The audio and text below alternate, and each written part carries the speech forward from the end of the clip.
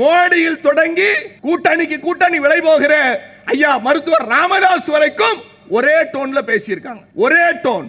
என்ன டோன்? கச்சத்தீவை தாரை வார்த்தது திமுக கலைஞர். சவால் விடுறேன். மோடியில் தொடங்கி ஜெய்சங்கர் வெளியுறவுத்துறை அமைச்சர் தொடங்கி நிர்மலா சீதாராமன் தொடங்கி அரைவேக்காட்டு ஆட்டுக்குட்டியை தொடங்கி கூட்டணியிலே இருக்கிற எல்லா கட்சி தலைவர்களும் நேற்றைக்கு தான் பிறந்திருக்கிறார்கள் தமிழ்நாட்டில். ஏனென்றால் கச்சத்தீவு நேற்றைக்கு தான் பிட்டு கொடுக்கப்பட்டிருக்கிறது இலங்கைக்கு.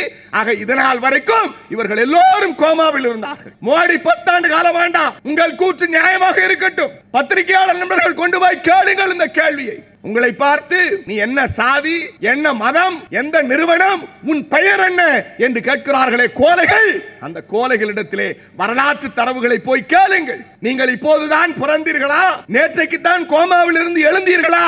போய் கேளுங்கள் பாஜகவின் சங்கி கூட்டத்தை. கச்சத்தீவின் வரலாறு தெரியுமா? கச்சத்தீவிற்காக கலைஞர் சிந்திய கண்ணீரும் ரத்தமும் எவனுக்காவது தெரியுமா? போய் கேட்டு பாருங்கள். யாரிடத்திலே? வாஜ்பாய் உயிரோடு இருந்தால் அவரை கேட்டிருக்க வேண்டும். வாஜ்பாய் உயிரோடு இருந்தால் வாஜ்பாயை கேட்டிருக்க வேண்டும். ஏன் தெரியுமா? வாஜ்பாய்க்கு கச்சத்தீவின் பிரச்சனை தெரியும். இன்றைக்கு பேசுகிறார்களே நாங்கள் விட்டு கொடுத்தோம் என்று. எவன் சொன்னது நண்பர்களே? நான் ஆதாரங்களை கொண்டு வந்திருக்கிறேன். இது கலைஞருடைய சட்டமன்ற உரை. கலைஞரின் சட்டமன்ற உரை 1974 ஆகஸ்ட் மாதம் 27ஆம் தேதி கலைஞர் சட்டமன்றத்திலே பேசுகிறார். என்ன பேசுகிறார்? கச்சத்தீவை தாரை வார்ப்பது தமிழர்களுக்கு செய்கிற துரோகம். தமிழக மக்களின் சார்பாக ஒரு முதலமைச்சராக தனி தீர்மானம் கொண்டு வந்து அன்றைக்கு இருந்த காங்கிரஸ் அரசாங்கத்திற்கு எதிராக போட்ட தீர்மானத்தினுடைய வடிவம்தான் இந்த உரை. அதில் சொல்லுகிறார், இந்தியாவிற்கு சொந்தமானதும் தமிழ்நாட்டிற்கு நெருங்கிய உறவு கொண்டதுமான கச்சத்தீவு பிரச்சனையில் மத்திய அரசு எடுத்துள்ள முடிவு ஆழ்ந்த வருத்தத்தை தெரிவிக்கிறது. இது வருத்தம் மட்டுமல்ல, தமிழ்நாட்டில் இருக்கிற ஒவ்வொரு தமிழனின் மான பிரச்சனை. இந்த மான பிரச்சனையோடு மத்திய சர்க்கார் விளையாடக்கூடாது. கச்சத்தீவின் மீது இந்தியாவிற்கு இருக்கிற அரசுரிமை, அதை எந்த வகையில் இலங்கைக்கு கொண்டு போய் ஒப்பந்தத்தை நீங்கள் போடுகிறீர்கள் என்று சொன்னால், நாங்கள் தமிழ்நாட்டை எங்கள் தமிழ்நாடு என்று சொல்லுவதை விட இந்திய நாட்டின் ஒரு அங்கம் என்று சொல்லுகிறோமே, அதிலிருந்து நாங்கள் விடுபட எத்தனிப்போமா? யாரு? கலைஞர் சொல்லுகிறார். கச்சத்தீவுக்காக என் நாட்டையே நான் பிரிப்பேன் என்று சொல்லுகிற உரையின் ஒரு வடிவம் தான் இந்த வடிவம். யாருக்கு தெரியும்? கலைஞர் சொல்லுகிறார், பிரதமர் என்னை ஒரு வார்த்தை கூட அழைத்து கேட்கவில்லை. இதெல்லாம் ஆவணம், இது புக்கு கிடையாது, சட்டமன்ற ஆவணம். சட்டமன்றத்தில் நம்முடைய அண்ணன் சேகர்பாபு பேசுவது நாளைக்கு ஆவணமாக வரும். It's a gazetted paper. நான் இப்ப படிக்கிறது gazetted paper. சும்மா ஆட்டுக்குட்டி காட்டுற ரெண்டு பேப்பர் கிடையாது. அவங்களுக்கு மூளையிலேயே அறிவில்ல. மூளை இருக்க வேண்டிய இடத்துல மாட்டுச்சாணியை நிரப்பிக்கிட்டு 2 பேப்பரை வச்சுக்கிட்டு பொய்யை மட்டுமே பரப்புகிறார்கள். ஏன் பொய்யை பரப்புகிறார்கள்? அவரிடத்தில் உண்மை இல்லை, நம்மிடத்தில் உண்மை இருக்கிறது. உண்மையை நிரூபிப்பதற்காக நாம் போராடி கொண்டிருக்கிறோம். இன்றைக்கு இருக்கிற இளைய தலைமுறைகள் வாட்ஸ்அப் வாந்தியை நம்பி பேசிக் கொண்டிருக்கிறார்கள். பார்ப்பதற்கு வருத்தமாக இருக்கிறது. கச்சத்தீவு கையெழுத்து போடுகிற போது எங்கள் ஆட்சி கலைக்கப்பட்டிருந்தது. அன்றைக்கு முதலமைச்சர் கலைஞரே இல்லை. உரிமைகள் விட்டு கொடுத்த போது எங்கள் ஆட்சி கலைக்கப்பட்டிருந்தது. அந்த குறைந்தபட்ச அறிவாவது ஆட்டுக்குட்டி வகைராவுகளுக்கு தெரியுமா? இல்லை மோடிக்கு தெரியுமா? மோடி பேசுகிறார், டைம்ஸ் ஆஃப் இந்தியாவில் வந்துவிட்டது, பாருங்கள் திமுக உரிமையை விட்டுக் கொடுத்தது என்று கலைஞர் சொல்லுகிறார். பிரதமர் என்னை அழைத்து கேட்கவில்லை. நான் தமிழ்நாட்டின் முதலமைச்சர், தமிழக மக்களின் பிரதிநிதி. என்னை அழைத்து ஒரு வார்த்தை கூட கேட்கவில்லை. ஆம், என்னை அழைத்து கேட்கவில்லை என்று பிரதமரை நான் சந்தித்து கேட்டேன். கச்சத்தீவை நீங்கள் கையெழுத்து போடுகிற போது அது ஒரு மாநிலத்தோடு இருக்கிறது. அந்த மாநில மக்களினுடைய உரிமையை நான் மதிக்க வேண்டும் என்று நீங்கள் எத்தனித்தீர்களா? ஏன் நீங்கள் அதை எத்தனிக்கவில்லை? கலைஞர் கேட்கிறார். யாரு? PM. இந்த பேச்சு சட்டமன்ற உரை. கலைஞர் PM பார்த்து கேட்ட விஷயத்தை சட்டமன்றத்தில் பதிவு பண்றார்.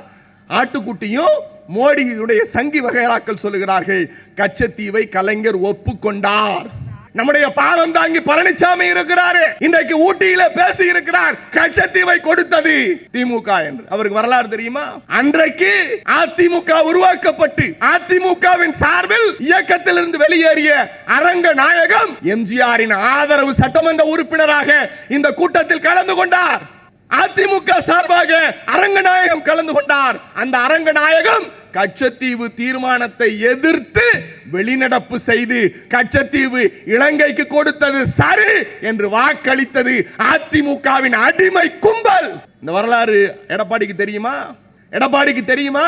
அந்த நாளில் டெல்லியில் திமுகவின் சார்பாக 23/7/1974 அவையில் இருந்தவர்கள் திமுகவின் சார்பாக இராட் செழியன் 1.5 மணி நேரம் பேசுகிறார். அதை போலவே ஃபார்வர்ட் பிளாக் அன்றைக்கு 1974 ஃபார்வர்ட் பிளாக் முக்கைய தேவர் அவர்கள் திமுகவின் சார்பில் உதயசூரியனில் நின்று ராமநாதபுர நாடாளுமன்ற உறுப்பினராக இருந்து என் நாடாளுமன்ற தொகுதிக்கு உட்பட்ட ஒரு பகுதியை நீங்கள் கொடுக்கிறீர்களே, எங்களை ஒரு வார்த்தை கூட கேட்கவில்லையே என்று பதிவு செய்தது நாடாளுமன்றத்தில் இருக்கிறது. அதை கடந்து மாரிச்சாமி அவர்கள், நம்முடைய முஸ்லிம் லீக்கை சார்ந்த அப்துல் சமத் அவர்கள், இவர்கள் எல்லோரும் பேசினார்கள். இது ஒரு வரலாற்று செய்தி.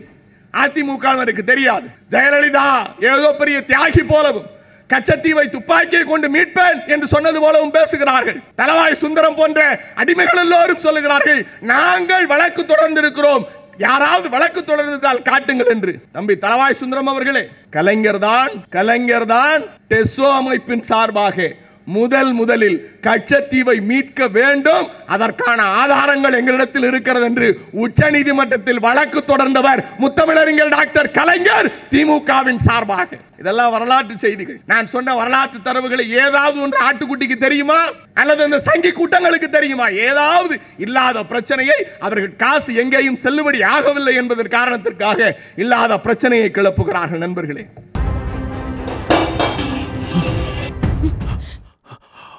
என்னாச்சுப்பா? ஒன்னும் இல்லம்மா, படி, நீ படி. என்னதான் நம்ம பிள்ளைங்க திறமசாலியா இருந்தாலும் இந்த தேவையில்லாத நுழைவுத் தேர்வு தான் நம்ம பிள்ளைங்களோட தலையெழுத்தை நிர்ணயிக்கும் நினைக்கும் போது வேதனையாகும், பயமாகவும் இருக்கு. மாணவர்களின் எதிர்காலத்தை கேள்விக்குறியாக்கும் இந்த பதட்டம் இனியும் நம்மை தொடர வேண்டுமா? இந்தியாவை காக்க ஸ்டாலின் அழைக்கிறேன். நேரம் கடந்து கொண்டிருக்கிறது. இந்த நிகழ்வில் எனக்கு பின்னால் ஒரு ஆற்றலுக்குமான பிரச்சார உரை ஆற்றுவதற்காக வர இருக்கிற திராவிட இயக்கத்தின் போர்வால் திராவிட சித்தாந்தத்தை டெல்லி பட்டணங்களில் எடுத்துரைத்து, அது ஸ்பாட்டகஸாக இருந்தாலும் சரி, சிலப்பதிகாரமாக இருந்தாலும் சரி, இசைஞானியினுடைய இசையாக இருந்தாலும் எல்லாவற்றிலும் தேர்ந்து புலமை பெற்ற அண்ணன் வைகோ அவர்கள் உரையாற்ற இருக்கிறார். அதற்கு இடையில் ஒரு சிறு கருத்துரையை நான் வழங்க எத்தனிக்கிறேன்.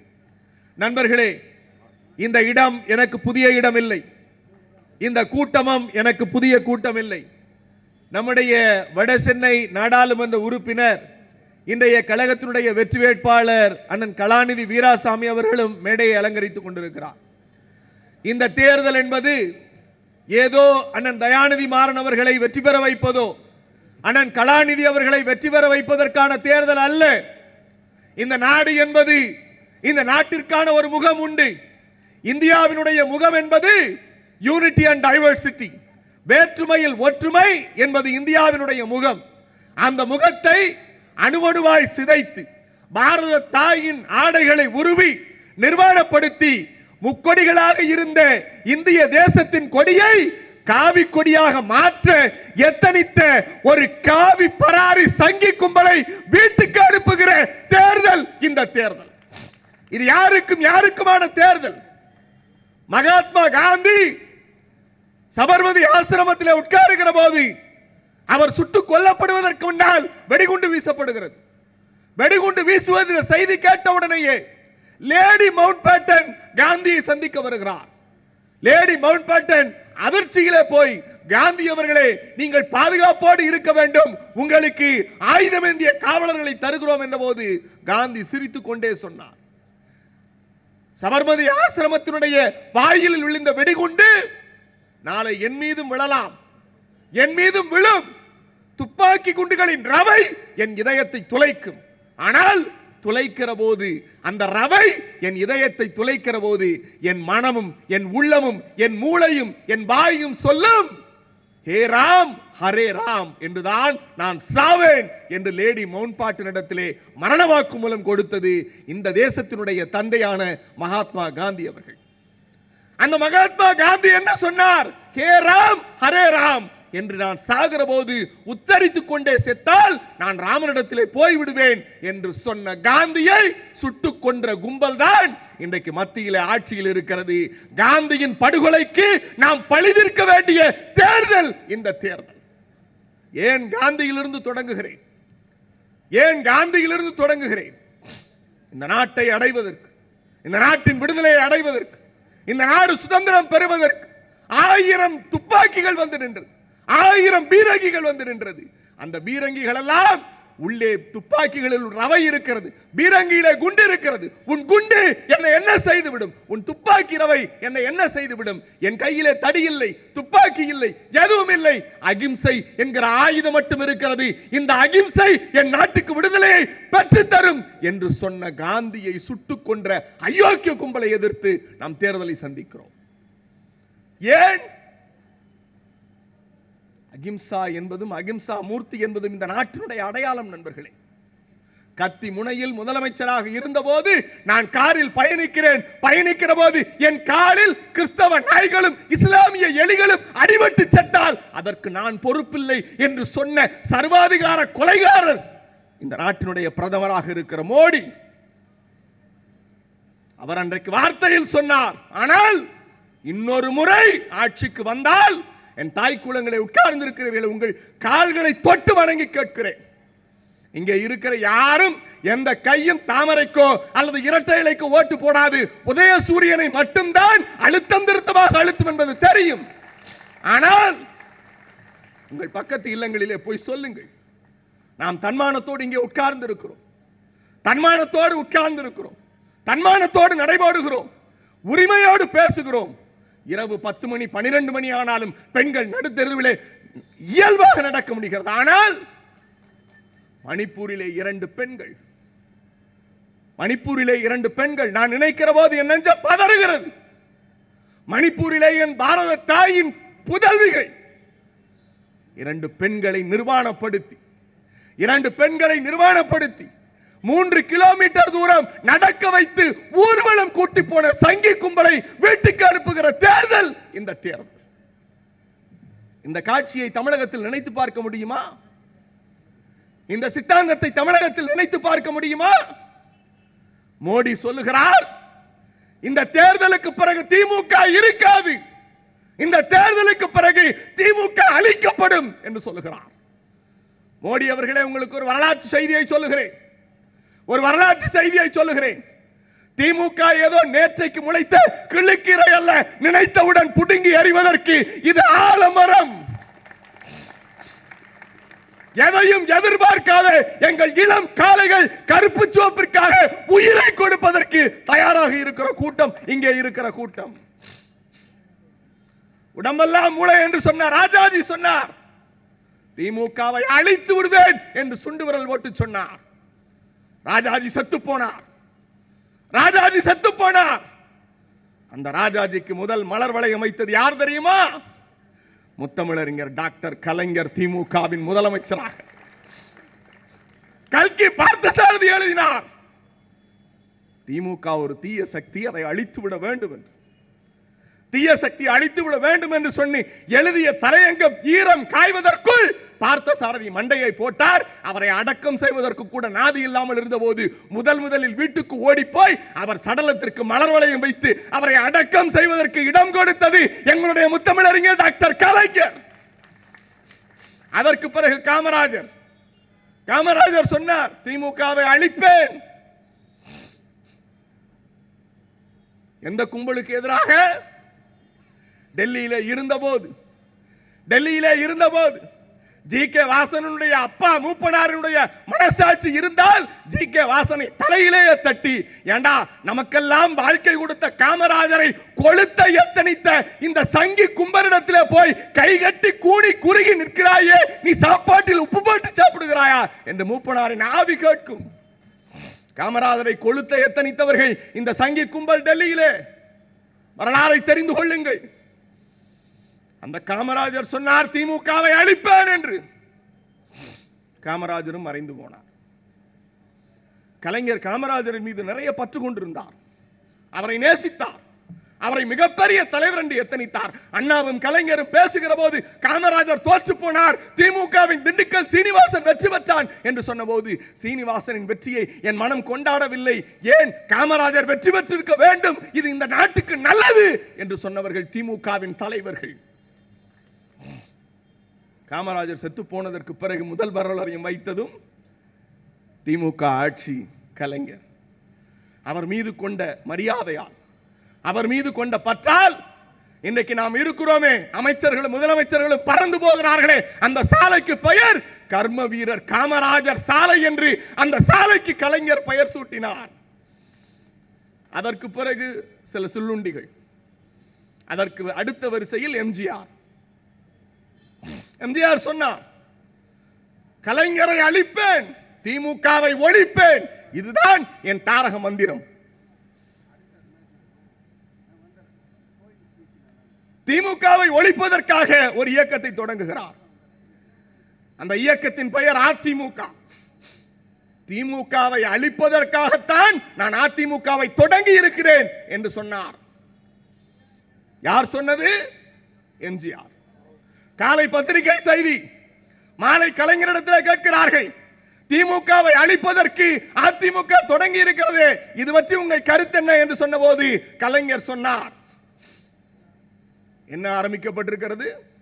திமுகவை ஒழிப்பதற்கு அதிமுக. திமுகவிற்கு முன்னால் ஆ சேர்த்து விட்டார், அது அதிமுக என்று சொன்னார்கள். யார் கேட்டது? எதிர்க்கட்சி தலைவர் எம்ஜி ராமச்சந்திரன் என்று சொன்னார்கள்.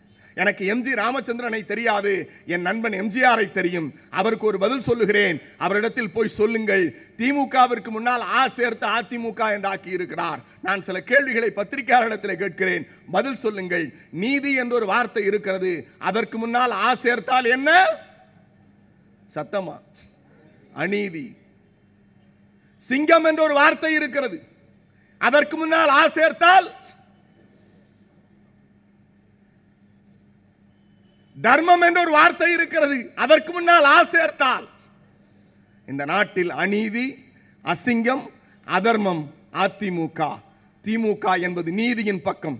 திமுக என்பது தொண்டர்கள் சிங்கம் போல, திமுகவின் தொண்டர்கள் தர்மத்திற்காக வாழுவார்கள் என்று கலைஞர் கங்கணம் கட்டினார். எம்ஜிஆரும் மறைந்து போனார். அவருக்கு மலர் வளையம், முதல் மலர் வளையம் ராமாபுரம் தோட்டத்தில் வைத்தவரும் என் தலைவர் கலைஞர். தோளோடு தோல் உராசி விளையாடினோமே நண்பா, ஒற்றை தட்டில் உண்டு மகிழ்ந்தோம், ஒற்றை தட்டில் உண்டு மகிழ்ந்தோம், உறவாடினோம். உன் கனவு வேறு, என் கனவு வேறு, ஆனால் ஒற்றை இடத்தில் பயணித்தோம், கனவுகளோடு வாழ்ந்தோம், கனவுகளோடு இருந்தோம். நீயும் நானும் எங்கோ ஒரு இடத்தில் பிரிந்து போனோம். ஆம், இன்றைக்கு நீ என்னை விட்டு விட்டாய், என்னை விட்டு விட்டாய். ஒன்றாக உராசிய தோள்கள் இனிமேல் எங்கே? ஒன்றாக உணவருந்துகிற தட்டி எங்கே போனது? நண்பா, என்னை விட்டு போய்விட்டாயே, எப்படி நான் உயிர் வாழ்வேன் என்று அவருக்கும் இரங்கல் பா எழுதியவர் எங்களுடைய தலைவர். அம்மையார் ஜெயலலிதா மறைந்து போனார். ஜெயலலிதா சொன்னார், என் கண்ணை கட்டிய தூரம் வரை எதிரிகளே இல்லை என்று சொன்னார். எப்படி செத்தார் என்று கூட தெரியவில்லை. கடைசியில் அவர் சாப்பிட்ட இட்லி 1 கோடி ரூபாய் என்பதை உலகத்திலேயே காஸ்ட்லி இட்லி சாப்பிட்டவர் அவர்தான் என்று தெரிந்து கொண்டோம். நண்பர்களே, இவர்கள் எல்லா தலைவர்களும் திமுகவை அழிப்பேன், திமுகவின் தலைவர்களை அழிப்பேன் என்று சொன்னவர்களுக்கு மலர் வளையம் வைத்த பட்டியல். மோடியும் இப்போது சொல்லி இருக்கிறார், திமுகவை அழிப்பேன் என்று. மோடி நீடு வாழட்டும், இது திமுக தொண்டர்களினுடைய தாழ்மையான கருத்து. மோடி அவர்களே, மோடி அவர்களே, ஏன் இந்த வரலாற்று செய்தியை உங்களுக்கு சொல்லுகிறேன் தெரியுமா? நீங்கள் அரைவேக்காட்டு ஆட்டுக்குட்டியை எல்லாம் இந்த மாநில தலைவராக வைத்திருக்கிறீர்கள். திமுகவின் தொண்டரிடத்தில் ஏன் வில்லிவாக்கத்தில் இருக்கிற வாசோனன் சைக்கிளிலே போவார், அவரிடத்திலே போய் கேள். அவரிடத்திலே திமுகவை அழித்து விடுவேன் என்று சொன்னால் அவர் சொல்வார், எங்கள் இயக்கத்தின் தலைவரை அல்ல, எங்கள் மாவட்ட கழக செயலாளர் ஆற்றல் மிகு அண்ணன் செயல்பாபுவை அல்ல, என்னை அல்ல, என் காலில் இருக்கிற ரோமத்தை கூட பாஜகவால் தொட்டு பார்க்க முடியாது என்று சொல்லுகிற கர்ம வீரர்கள் இந்த இயக்கத்தின் தொண்டர்கள். பாஜக புது புது கரடி எல்லாம் விடுறாங்க. நந்தனத்திலே பேசுகிற போது நிர்மலா சீதாராமன் உடன் இருக்கிறார் மோடி இடத்திலே. அவங்களுக்கு மட்டும்தான் ஆள் இருப்பாங்க, எங்களுக்கும் ஆள் இருப்பாங்க. நிர்மலா சீதாராமன் இடத்திலே பிரதம மந்திரி கேட்டிருக்கிறார், நான் வெளியூருக்கெல்லாம் போகிறேன், வெளிநாட்டுக்கெல்லாம் போகிறேன், அங்கேயெல்லாம் சந்தனமாலை போடுகிறார்கள், சந்தனம் தடவுகிறார்கள். தமிழ்நாட்டிற்கு வந்தால் மட்டும் ஏன் சாணியை தடவுகிறார்கள், எனக்கு புரியவில்லையே என்று மோடி நிம்மி மாமி இடத்தில் கேட்டிருக்கிறார். நிம்மி மாமி சொல்லி இருக்கிறார், நீங்கள் போகிற இடத்திலெல்லாம் ஹரே ராம் ஸ்ரீராம் என்று சொன்னால் கத்துவார்கள், அல்லது நீங்கள் எதை சொன்னாலும் கேட்டுக்கொள்கிற சங்கி கூட்டம் இருக்கிறது. இந்த மண்ணில் நீங்கள் எதை சொன்னாலும் நீங்கள் ராமன் சாமி என்றால் இங்கே ஈவே ராமசாமி தான் இந்த மண்ணின் கடவுள் என்று சொல்லுகிற கூட்டம் இது. ஏன் நம்முடைய அண்ணன் கருணாநிதி அவர்கள் பேசுகிற போது சொன்னார் நோட்டாவிற்கு கீழ் என்று சொல்லி, நோட்டாவிற்கு கீழ் என்று சொன்னார்களே. எங்கள் மாவட்ட கழக செயலாளரின் உழைப்பை நீங்கள் பார்த்தால் அதற்கும் கீழாக ஏதேனும் இருந்தால் அந்த இடத்திலே தான் பாஜக நிற்கும். எங்கள் வேட்பாளருடைய செயல்திறன் அப்படி. நேற்றைக்கு ஒரு வரலாற்று செய்தியை தான் பேசுவதற்காக நான் நேரம் கேட்டேன் நண்பர்களே. தொடர்ச்சியாக யார் மோடியில் தொடங்கி கூட்டணிக்கு கூட்டணி விலை போகிற ஐயா மருத்துவர் ராமதாஸ் வரைக்கும் ஒரே டோன்ல பேசியிருக்காங்க. ஒரே டோன். என்ன டோன்? கச்சத்தீவை தாரை வார்த்தது திமுக கலைஞர். நான் சவால் விடுறேன். மோடியில் தொடங்கி ஜெய்சங்கர் வெளியுறவுத்துறை அமைச்சர் தொடங்கி நிர்மலா சீதாராமன் தொடங்கி அரைவேக்காட்டு ஆட்டுக்குட்டியை தொடங்கி கூட்டணியிலே இருக்கிற எல்லா கட்சி தலைவர்களும் நேற்றைக்கு தான் பிறந்திருக்கிறார்கள் தமிழ்நாட்டில். ஏனென்றால் கச்சத்தீவு நேற்றைக்கு தான் பிட்டு கொடுக்கப்பட்டிருக்கிறது இலங்கைக்கு. ஆக இதனால் வரைக்கும் இவர்கள் எல்லோரும் கோமாவில் இருந்தார்கள். மோடி 10 ஆண்டு காலம் வேண்டாம், உங்கள் கூற்று நியாயமாக இருக்கட்டும். பத்திரிகையாளர் நண்பர்கள் கொண்டு போய் கேளுங்கள் இந்த கேள்வியை. உங்களை பார்த்து நீ என்ன சாதி, என்ன மதம், எந்த நிறுவனம், உன் பெயர் என்ன என்று கேட்கிறார்களே கோலைகள், அந்த கோலைகளிடத்திலே வரலாற்று தரவுகளை போய் கேளுங்கள். நீங்கள் இப்போதுதான் பிறந்தீர்களா, நேற்றைக்கு தான் கோமாவில் இருந்து எழுந்தீர்களா? போய் கேளுங்கள் பாஜகவின் சங்கி கூட்டத்தை. கச்சத்தீவின் வரலாறு தெரியுமா? கச்சத்தீவிற்காக கலைஞர் சிந்திய கண்ணீரும் ரத்தமும் எவனுக்காவது தெரியுமா? போய் கேட்டு பாருங்கள். யாரிடத்திலே? வாஜ்பாய் உயிரோடு இருந்தால் அவரை கேட்டிருக்க வேண்டும். வாஜ்பாய் உயிரோடு இருந்தால் வாஜ்பாயை கேட்டிருக்க வேண்டும். ஏன் தெரியுமா? வாஜ்பாய்க்கு கச்சத்தீவின் பிரச்சனை தெரியும். இன்றைக்கு பேசுகிறார்களே நாங்கள் விட்டு கொடுத்தோம் என்று. எவன் சொன்னது நண்பர்களே? நான் ஆதாரங்களை கொண்டு வந்திருக்கிறேன். இது கலைஞருடைய சட்டமன்ற உரை, கலைஞரின் சட்டமன்ற உரை. 1974 ஆகஸ்ட் மாதம் 27ஆம் தேதி கலைஞர் சட்டமன்றத்திலே பேசுகிறார். என்ன பேசுகிறார்? கச்சத்தீவை தாரை வார்ப்பது தமிழர்களுக்கு செய்கிற துரோகம். தமிழக மக்களின் சார்பாக ஒரு முதலமைச்சராக தனி தீர்மானம் கொண்டு வந்து அன்றைக்கு இருந்த காங்கிரஸ் அரசாங்கத்திற்கு எதிராக போட்ட தீர்மானத்தினுடைய வடிவம்தான் இந்த உரை. அதில் சொல்லுகிறார், இந்தியாவிற்கு சொந்தமானதும் தமிழ்நாட்டிற்கு நெருங்கிய உறவு கொண்டதுமான கச்சத்தீவு பிரச்சனையில் மத்திய அரசு எடுத்துள்ள முடிவு ஆழ்ந்த வருத்தத்தை தெரிவிக்கிறது. இது வருத்தம் மட்டுமல்ல, தமிழ்நாட்டில் இருக்கிற ஒவ்வொரு தமிழனின் மான பிரச்சனை. இந்த மான பிரச்சனையோடு மத்திய சர்க்கார் விளையாடக்கூடாது.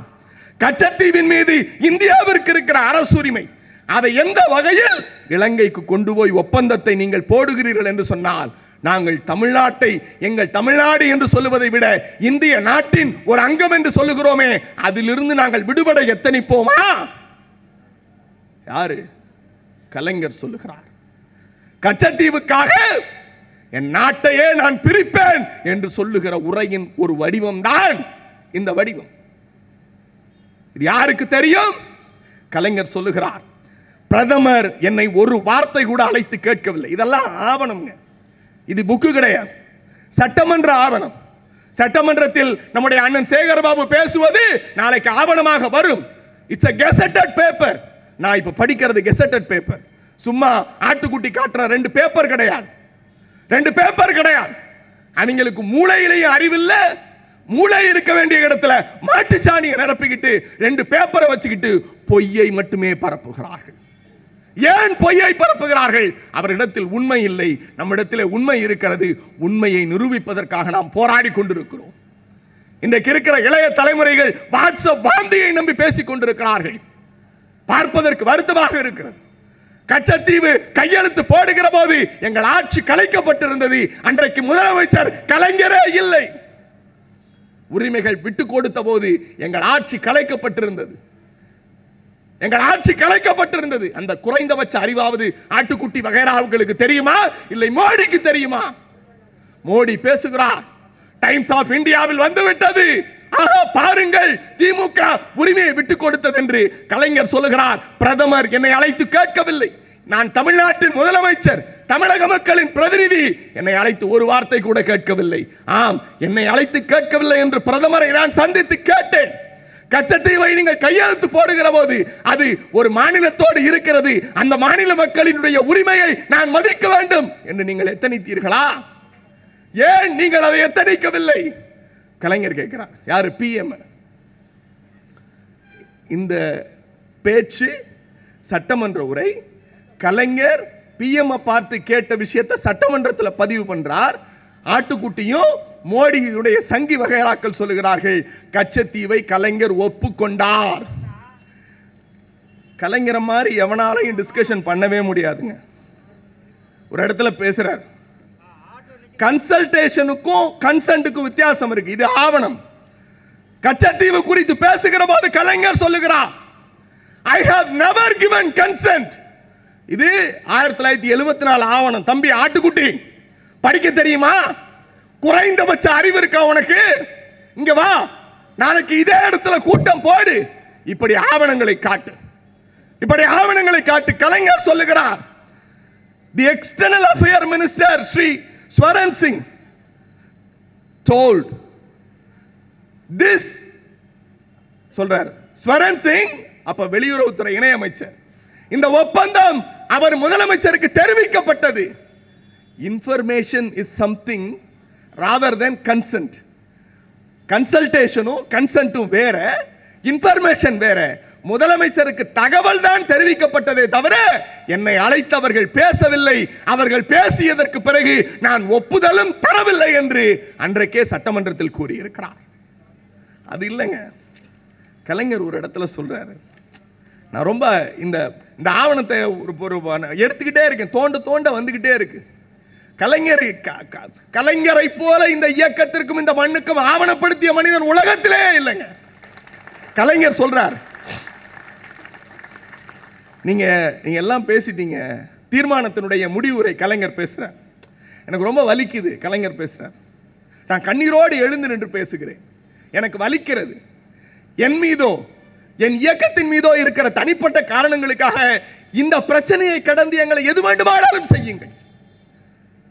எவ்வளவு பெரிய விஷயம், எவ்வளவு பெரிய தி போஸ்ட் ஜென்டில்மேன் பாருங்க சார். இந்த விஷயத்தை கடந்து என் மீதோ என் இயக்கத்தின் மீதோ நீ என்ன சேற்றை வேண்டுமானாலும் வாரியரை, இது தமிழர்களின் உரிமை பிரச்சனை சொல்றார். தலைவர்களே, கச்சத்தீவு பற்றி இந்த மாமன்றத்தில் நான் முன்மொழிந்துள்ள தீர்மானத்தை பெரும்பாலானோர் வழிமொழிந்ததும் சிலர் எதிர்த்தார்கள். நம்முடைய பாதம் தாங்கி பழனிசாமி இருக்கிறாரு. யார்? பாதம் தாங்கி பழனிசாமி. இன்றைக்கு ஊட்டியில பேசி இருக்கிறார், கச்சத்தீவை கொடுத்தது திமுக என்று. அவருக்கு வரலாறு தெரியுமா? அன்றைக்கு அதிமுக உருவாக்கப்பட்டு அதிமுகவின் சார்பில் இயக்கத்தில் இருந்து வெளியேறிய அரங்க நாயகம் எம்ஜிஆரின் ஆதரவு சட்டமன்ற உறுப்பினராக இந்த கூட்டத்தில் கலந்து கொண்டார். அதிமுக சார்பாக அரங்கநாயகம் கலந்து கொண்டார். அந்த அரங்கநாயகம் கச்சத்தீவு தீர்மானத்தை எதிர்த்து வெளிநடப்பு செய்து கச்சத்தீவு இலங்கைக்கு கொடுத்தது சரி என்று வாக்களித்தது அதிமுகவின் அடிமை கும்பல். இந்த வரலாறு எடப்பாடிக்கு தெரியுமா?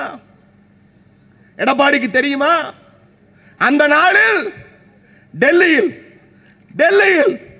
திமுகவின் சார்பாக 23/7/1974 அவையில் இருந்தவர்கள் திமுகவின் சார்பாக இரா செழியன் 1.5 மணி நேரம் பேசுகிறார். அதை போலவே ஃபார்வர்ட் பிளாக் அன்றைக்கு 1974 ஃபார்வர்ட் பிளாக் முக்கைய தேவர் அவர்கள் திமுகவின் சார்பில் உதயசூரியனில் நின்று ராமநாதபுர நாடாளுமன்ற உறுப்பினராக இருந்து என் நாடாளுமன்ற தொகுதிக்கு உட்பட்ட ஒரு பகுதியை நீங்கள் கொடுக்கிறீர்களே, எங்களை ஒரு வார்த்தை கூட கேட்கவில்லையே என்று பதிவு செய்தது நாடாளுமன்றத்தில் இருக்கிறது. அதை கடந்து மாரிச்சாமி அவர்கள், நம்முடைய முஸ்லிம் லீக்கை சார்ந்த அப்துல் சமத் அவர்கள், இவர்கள் எல்லோரும் பேசினார்கள். இது ஒரு வரலாற்று செய்தி, அதிமுகவினருக்கு தெரியாது. ஒரே ஒரு செய்தியை சொல்லி கச்சத்தீவை முடிக்கிறேன். ஜெயலலிதா ஏதோ பெரிய தியாகி போலவும் கச்சத்தீவை துப்பாக்கியை கொண்டு மீட்பேன் என்று சொன்னது போலவும் பேசுகிறார்கள். தலவாய் சுந்தரம் போன்ற அடிமைகள் எல்லோரும் சொல்லுகிறார்கள், நாங்கள் வழக்கு தொடர்ந்திருக்கிறோம், யாராவது வழக்கு தொடர்ந்தால் காட்டுங்கள் என்று. தம்பி தலவாய் சுந்தரம் அவர்களே, கலைஞர் தான் டெசோ அமைப்பின் சார்பாக முதலில் கச்சத்தீவை மீட்க வேண்டும், அதற்கான ஆதாரங்கள் எங்களிடத்தில் இருக்கிறது என்று உச்சநீதிமன்றத்தில் வழக்கு தொடர்ந்தவர் முத்தமிழறிஞர் டாக்டர் கலைஞர் திமுகவின் சார்பாக. இதெல்லாம் வரலாற்று செய்திகள். நான் சொன்ன வரலாற்று தரவுகளை ஏதாவது ஒன்று ஆட்டுக்குட்டிக்கு தெரியுமா, அல்லது இந்த சங்கி கூட்டங்களுக்கு தெரியுமா? ஏதாவது இல்லாத பிரச்சனையை அவர்கள் காசு எங்கேயும் செல்லுபடி ஆகவில்லை என்பதன் காரணத்திற்காக இல்லாத பிரச்சனையை கிளப்புகிறார்கள். நண்பர்களே, இது ஒரு செய்தி தான். இந்த ஒரு செய்திக்கு நான் அரை மணி நேரம் எடுத்த ஆதாரங்களை காட்ட வேண்டி இருக்கிறது. ஏனென்று தெரியுமா? நாம் உழைத்திருக்கிறோம். இந்த மண்ணின் உரிமையை ஒரு நிமிடம் கூட விட்டு கொடுக்காத ஒரே இயக்கம் எது என்றால் அது திராவிட முன்னேற்ற கழகமும் கருப்பு சிவப்பும் இந்த இயக்கமும் தான். ஏன் சொல்லுகிறோம்? நான் ஒரு செய்தி கேட்கிறேன். செந்தில் பாலாஜி சிறையில் இருக்கிறார்.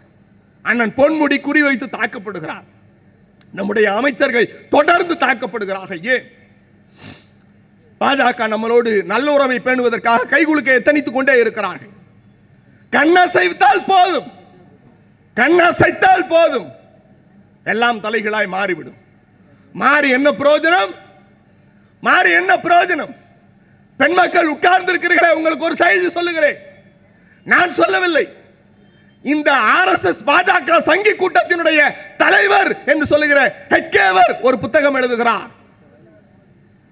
ஹெட்கேவர் என்கிற ஒரு புத்தகத்தை எழுதி அந்த புத்தகம் சொல்லுகிறது, இந்தியாவில், இது ஏன் வார்த்தை இல்லை, ஹெட்கேவர் வார்த்தை, கோல்வால்கருடைய வார்த்தை, இந்தியாவிற்கு 3 நிறம் என்பது அசிங்கம், இந்தியாவிற்கு 3 நிறம் என்பது அவமானம், இந்தியாவில் 3 நிறம் இருக்கக்கூடாது. எந்த 3 நிறம்? தேசிய கொடியில் இருக்கிறதே, பச்சை, வெள்ளை, ஆரஞ்சு நிறம் என்று அந்த 3 நிறம் இருக்கிறதே, அந்த நிறம் இருக்கக்கூடாது. இந்தியாவிற்கான ஒரே நிறம் காவி. இந்த 3 நிறத்தில் உள்ள கொடியை எரித்து காவி கொடியை என்றைக்கு ஏற்றுகிறோமோ அன்றைக்கு தான் ஹிந்து ராஷ்டிரா அமைப்பதான அர்த்தம் என்று அன்றைக்கு எழுதினார்.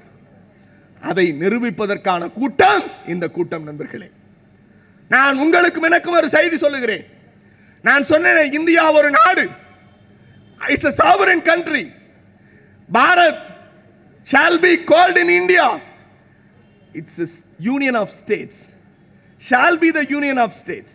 ஒன்றியம் என்பது ஒவ்வொரு மாநிலங்களினுடைய தொகுப்பு தானே தவிர இது நாடல்ல.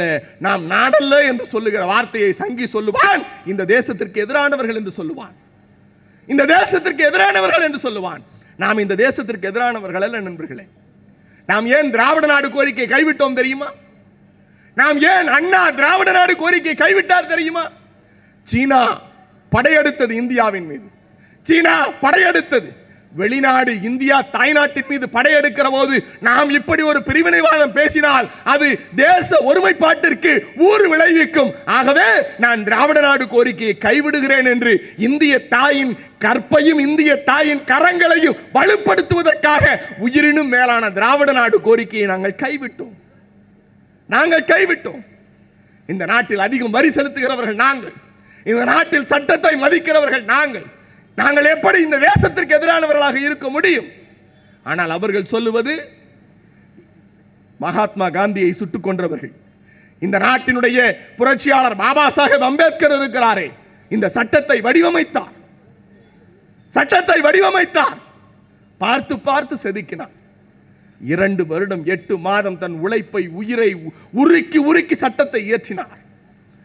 உலகிலேயே மிகப்பெரிய எழுதப்பட்ட சட்டம் இந்திய அரசியலமைப்பு சட்டம். அந்த சட்டம் சொல்லுகிறது, you have a right freedom of religion. It's a fundamental right. Freedom of religion. யார் எந்த மதத்தை வேண்டுமானாலும் கொண்டாடலாம். நீங்கள் இந்துவா, கிறிஸ்தவரா, சீக்கியரா, பர்சியா, முஸ்லிமா, யார் எப்படி வேண்டுமானாலும் இருக்கலாம். பில்கிஸ் பானு தெரியுமா? பில்கிஸ் பானு தெரியுமா? பெண்களே சிந்தியுங்கள். உங்கள் வீட்டுக்கு பக்கத்தில் யாராவது ஒரு சங்கி இருந்தால் அங்கு சங்கி இடத்தில் போய் சொல்லுங்கள், பில்கிஸ் பானு தெரியுமா?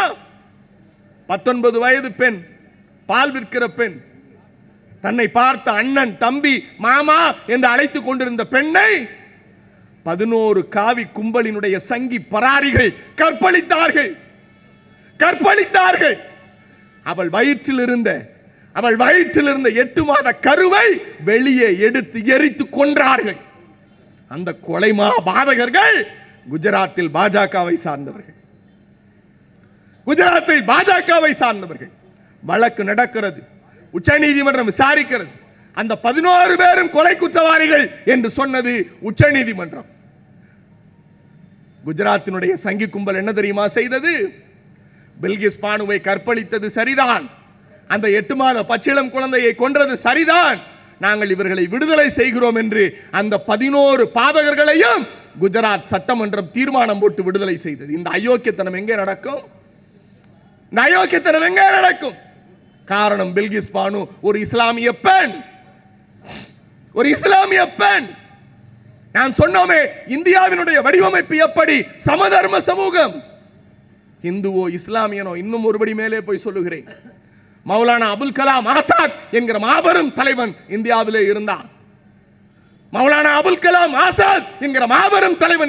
இருந்தான். கலைஞர் அபுல் கலாம் ஆசாத்துக்கு மிகப்பெரிய கவிதாஞ்சலி பாடினார்.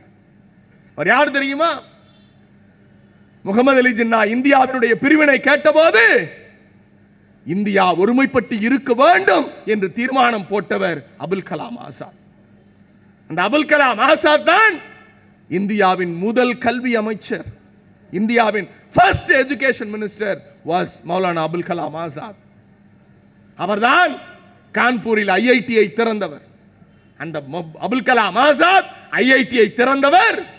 அவருடைய வரலாற்று பாடங்களை இந்தியா முழுக்க இருக்கிற பாடத்திட்டங்களில் இருந்து அகற்றியது இந்த சங்கி கும்பல். சுதந்திரம் அடைந்த காலத்திலிருந்து அவர் கல்வி அமைச்சராக இருந்தார் என்பதற்காக அபுல் கலாம் ஆசாத் பெயரில் ஒடுக்கப்பட்ட, பிற்படுத்தப்பட்ட, தாழ்த்தப்பட்ட பெண்களுக்கு கொடுக்கிற போஸ்ட் மெட்ரிக் ஸ்காலர்ஷிப் நிதி உதவியை இந்த சங்கி கும்பல் வந்தவுடனேயே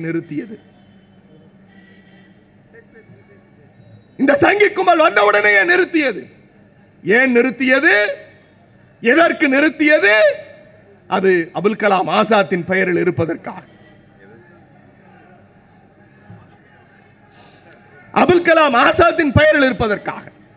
நான் ஒரு செய்தியை சொல்லி விடைபெற ஆசைப்படுகிறேன் நண்பர்களே. அண்ணன் வைகோ அவர்கள் வந்துவிட்டார். நான் அழுத்தம் திருத்தமாக சொல்லுவேன், இந்த நாட்டில் இன்னொரு சுதந்திர போரை நாம் கட்டமைத்திருக்கிறோம். இந்த போர் வெளிநாட்டவர்களுக்கானது அல்ல. இந்த நாட்டை சிதைத்து, இந்த நாட்டின் அடையாளத்தை அழித்து, இந்த நாட்டை கூறு போட்டு, இந்த நாட்டிற்கான அடையாளத்தை பார்த்து பார்த்து செதுக்கிறோமே, அந்த அடையாளங்களை அழித்து, இந்த சமூகத்தில் சாதி உண்டு, மதம் உண்டு என்று சொல்லி தொப்பி போட்டு தாடி வைத்து எங்களுக்கு வாக்களிக்காதவன் இந்தியாவை விட்டு வெளியேறு என்று சொல்லுகிற பிரிவினைவாத கும்பலுக்கும் நமக்குமான தேர்தல். இந்திய அரசியலமைப்பு சட்டத்தை சிதைத்து விட்டார்கள். உச்சநீதிமன்ற கட்டமைப்பை உடைத்து விட்டார்கள். எல்லா இடங்களிலும் அவர்கள் வெற்றியை பெறுவதற்கு எதை வேண்டுமானாலும் செய்கிற ஒரு அயோக்கியத்தனத்தை அவர்கள்